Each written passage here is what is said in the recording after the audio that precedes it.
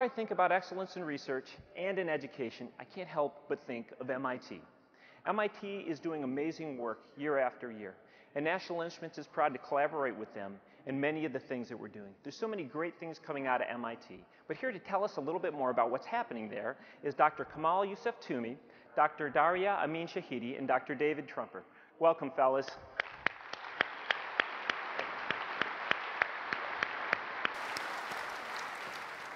So Dr. Toomey, let's start with you.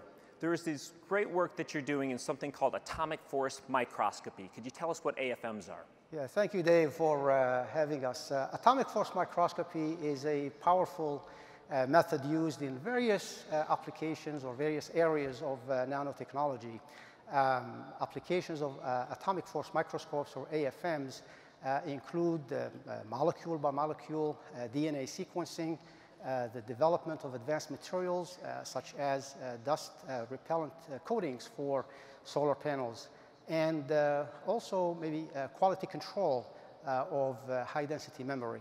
Now, cutting edge applications such as these motivated us to design and build a more powerful atomic force microscope. Dave, I'm happy to say that we have leveraged NI technology extensively in the development of this new instrument.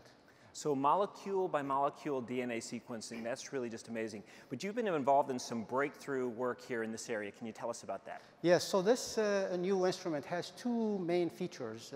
One is that it has a large scanning range, 120 microns, and also has the ability to capture nanoscale processes at video rate. So as you may know, atomic force microscopes are different from regular microscopes in that they have mechanical moving parts that allow a probe that moves over a sample and then line by line obtain an image. In this new instrument, the fastest actuator or mechanical actuator has a bandwidth of 100 kilohertz. Also, the loop rates and the data throughput run at rates of about 20 megahertz. So this features of large range and also high speed, I think, made this particular instrument the first of its kind. And of course, all of this would not have been possible without the use of LabVIEW FPGA. Wow, to actually get down to this level, at this nanoscale level, and see things at the atomic level and do it dynamically, to actually be able to see atoms dance would be amazing. Well, Dave, I'm glad you asked that. A significant part of our research is actually on identifying or determining what type of dance it is. Some people think it is a break dance, and others say that it must be a square dance.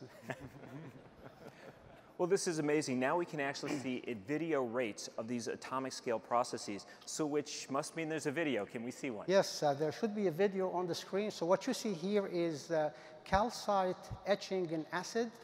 So the imaging starts on a large scale, about 70 microns, and then it zooms in down to a smaller scale, about 3 microns.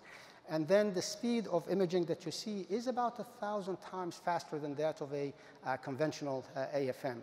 What we have learned from these videos is that the etching starts in small pits of about 1 nanometer deep, and then they evolve into layer by layer dissolution along the crystal lines of calcite.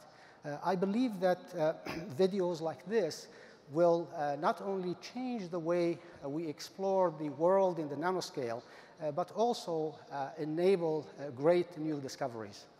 Well, this is amazing. We're actually seeing definition down at this nanoscale level. To give people an idea, if you take a human hair and you slice it axially 100,000 times, each one of the widths would be 1 nanometer. That's about right, Dave. Yeah. Just amazing. So, as you know, Dr. Toomey, each year National Instruments holds something called the Engineering Impact Awards. And the EIAs are amazing, amazing work celebrated around the world. In fact, we get papers from all over the world. This year we had 120 papers come in. But we've seen things in the past like suspending a sodium atom in space for a whole minute. And in fact, using optical dipoles to do something like that. And then the extremely large telescope where 900 mirrors are actually controlled to cancel out the atmospheric disturbances and see beautiful images out into space. Other things like beam collimation at the Large Hadron Collider and that special motion control to get that done. And then, of course, the optical coherence tomography. We're taking broad spectrum light and looking at things at a cellular level to actually get down and see those details non-invasively. So amazing work. So this year, as I mentioned, we had 120 papers from around the world. Amazing, amazing work. But in the area of advanced research, you were voted the winner in this area, and we are honored to give you this prize, and we congratulate you on this amazing breakthrough work. Thank you so much. Thank you.